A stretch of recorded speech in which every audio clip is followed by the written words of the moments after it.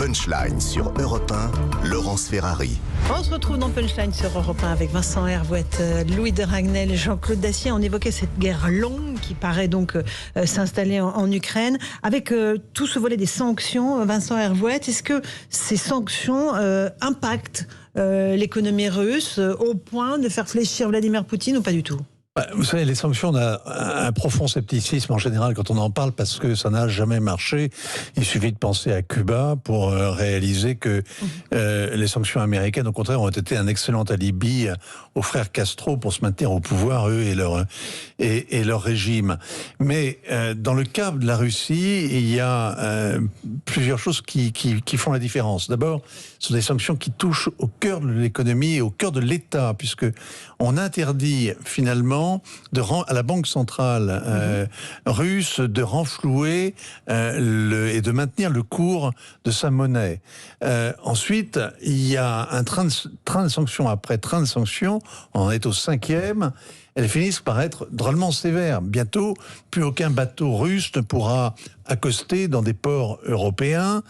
Bientôt, tout échange marchand avec la Russie sera proscrit et il ne restera plus comme circulation de biens et de moyens que le gaz, le pétrole, peut-être le charbon, bien que le charbon, à mon avis, sera assez rapidement tari. Donc, il y a les Américains de leur côté ont encore tourné un cran de plus. Toutes les technologies sont interdites d'export. Vous savez qu'on ne peut plus survoler l'Europe pour les avions. Ça va provoquer une fuite des cerveaux, ça va provoquer une fuite des capitaux, et à terme, à moyen ou à long terme, ça sera très cher payé par les Russes.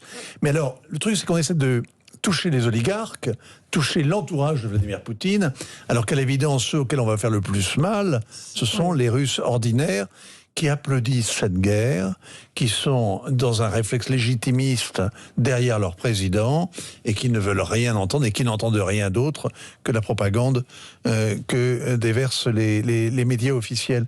Donc il y a quelque chose de très ambigu. On va appauvrir la Russie considérablement. C'est pas très bon d'avoir un voisin misérable, vous savez. C'est pas ça qui rend l'avenir serein. Par ailleurs, je crois pas du tout que la Hongrie, qui est très accrochée à son gaz, et Viktor Orban a fait une magnifique campagne. Il y a eu un résultat exceptionnel en promettant d'être la stabilité aux Hongrois et en promettant qu'il continuerait à être chauffé l'hiver prochain. Je ne crois pas du tout qu'il puisse jouer un rôle. Il faudra, pour garantir un éventuel cessez-le-feu, un parrain très lourd.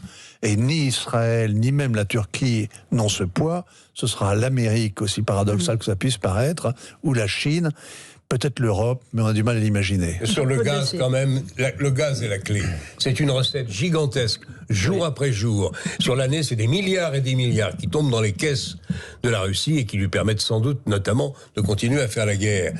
Le problème, c'est qu'on ne sait pas régler le problème en Allemagne et qu'il faudra peut-être 2 à 3 ans pour trouver des substituts au gaz allemand. Ils n'ont pas, en plus, de stations prêtes à recevoir le gaz liquéfié en provenance des États-Unis ou d'ailleurs. La politique Merkel, là, est un désastre. Il faut se dire les choses calmement. C'est un désastre.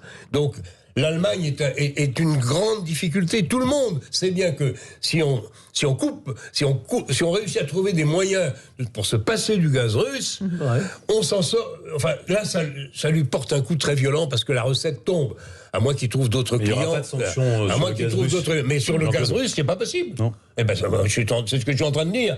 Il n'est pas possible pour l'Allemagne de se priver de plus de 50% de ses besoins en gaz. C'est impossible. Non, mais ça laisse le temps à la Russie de redéployer, leur clientèle, de trouver ils vont essayer. De renforcer parce que dans le Nord Stream 1, 2, le 2 a été abandonné.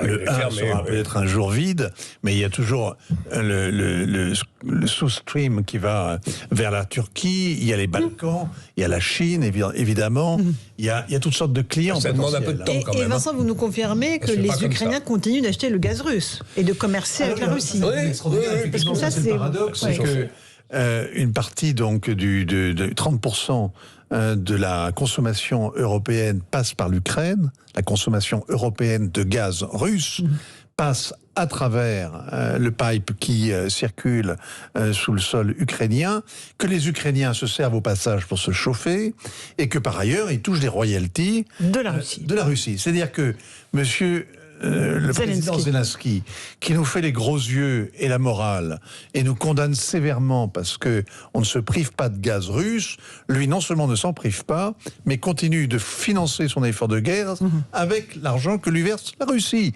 C'est sans équivalent dans l'histoire. C'est un double paradoxe absolument stupéfiant. Allez au-delà de l'émotion et regardez ce qui se passe. Louis Dragnel. Et les artilleurs évitent soigneusement les pipelines. Bah, évidemment. Ils auraient tort de les cibler par rapport à ce que vous dites. Non, mais après, dans toutes les guerres, il y a toujours eu des choses parfois assez étonnantes, mais une sorte d'entorse à des principes moraux qui sont fixés, qui sont érigés. C'est pas les principes moraux, c'est un cynisme. Que les Syriens, les Libanais continuent à commercer, que les Américains laissent les Afghans trafiquer de l'héroïne, etc. On a vu toutes sortes de cynisme vraiment au ras du sol. Mais là, c'est très différent. C'est un accord d'État à État qui est public. Et le même. Mais aucun des deux partenaires n'a intérêt à ce que ça cesse. Écoutez, moi, je vais vous dire, il y a quand même des curiosités. On peut ne s'étonner de rien. Mais quand vous voyez la destruction qu'on nous présente à la télévision en permanence, où on a l'impression que toute l'Ukraine c'est Stalingrad. Eh bien, quand vous savez que sur les 12 millions de foyers qui sont reliés au gaz russe, il n'y en a que 300 000 dont le compteur a été arrêté, qui ne sont plus fournis en gaz, où on a fermé le robinet parce que le pâté de maison a été touché, ou l'immeuble a été bombardé. Et à ce moment-là, évidemment, les agents d'Engie locaux sont allés fermer les compteurs. 300 000 sur 12 millions, ça fait pas lourd quand même. Et là, vous vous dites, mais comment ça se fait? Comment est-ce qu'on peut? Mais comment est-ce qu'on explique ce paradoxe? C'est-à-dire que le pays continue à fonctionner à certains endroits. Il y a des endroits de dévastation totale. On parle de Mariupol, on parle de tout le sud, mais le reste du pays fonctionne normalement. On ne voit pas la guerre en plus. Le pays est encore administré. Les prestations sociales sont versées. Les administrations fonctionnent. Bien sûr. Au niveau central, ça fonctionne. Il y a encore vraiment une administration qui tient. Et nos reporters sur place l'ont confirmé, l'ont vu. Et donc, il y a le chômage, par exemple, pour les chômeurs, continue d'être versé. Oui, c'est une drôle de guerre. On ne voit pas la télé. Et nous, c'est vrai qu'on met.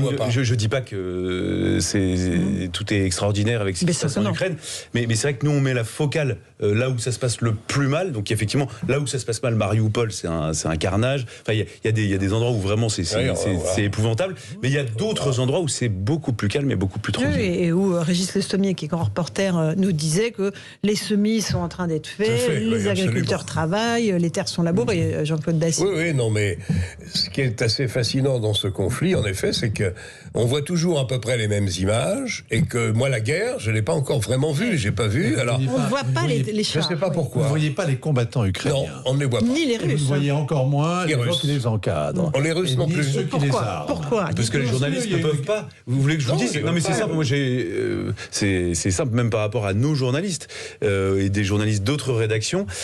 Pour certains d'entre eux qui ont essayé d'approcher des combats, à chaque fois, il y a des soldats ukrainiens ou alors russes qui ont dit non, surtout pas. Vous venez pas là, et avec une interdiction formelle.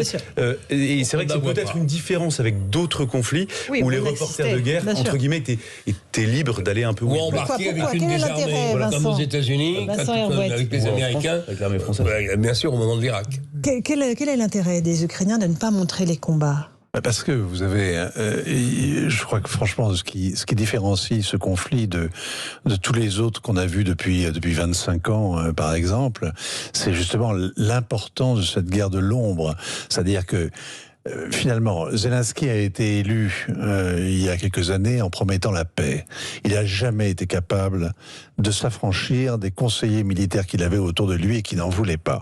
Il n'était pas question de négocier, d'aller au Kremlin et négocier. Quand la guerre a commencé, en Crimée et dans le Donbass. Les conseillers américains se sont immédiatement repliés avant même que le conflit éclate. L'ambassade avait déménagé et les conseillers s'étaient éparpillés. Et puis, ils sont revenus.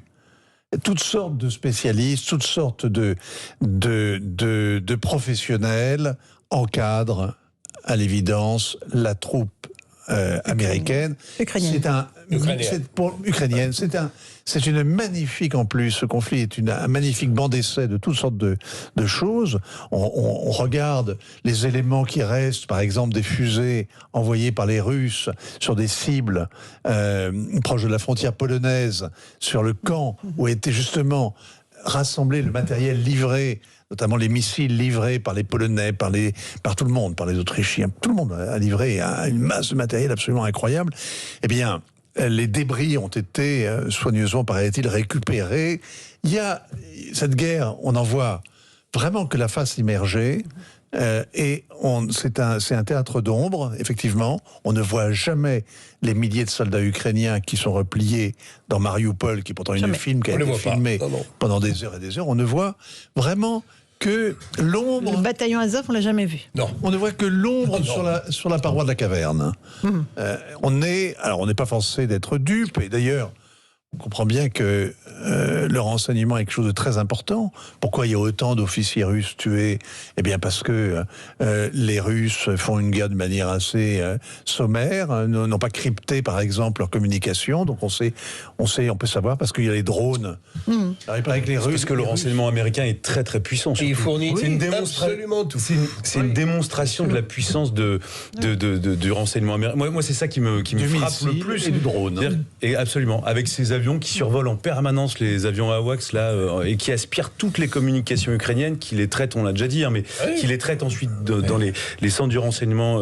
Ça commence à se dire, mais c'était aux États-Unis, et ensuite les Américains font des notes qui délivrent avec des objectifs stratégiques. Il y a vraiment, exactement.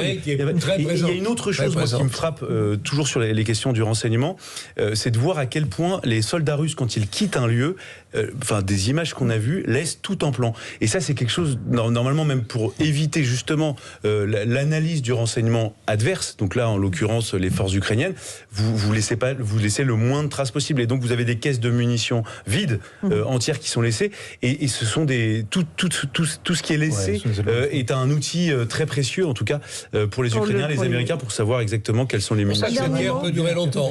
Le grand banc d'essai, la première guerre qu'a fait l'OTAN, c'était au Kosovo. Et en Yougoslavie, l'OTAN a découvert qu'elle se faisait promener, qu'elle n'avait pas les moyens. L'armée yougoslave a fort bien résisté pendant les 3 mois du conflit, et est sortie pratiquement intacte de la fournaise parce qu'ils savaient cacher leur aviation, épargner leurs hommes et ne pas se les exposer leurs blindés. L'OTAN a fait depuis de très très grands progrès et a décidé de remédier à cette carence. Allez, on fait une toute petite pause, on se retrouve tous les trois dans un instant. On va parler de la campagne électorale et de cette enquête ouverte par le parquet national financier à propos des cabinets de conseil, notamment le cabinet McKinsey. Tout de suite sur Europe 1.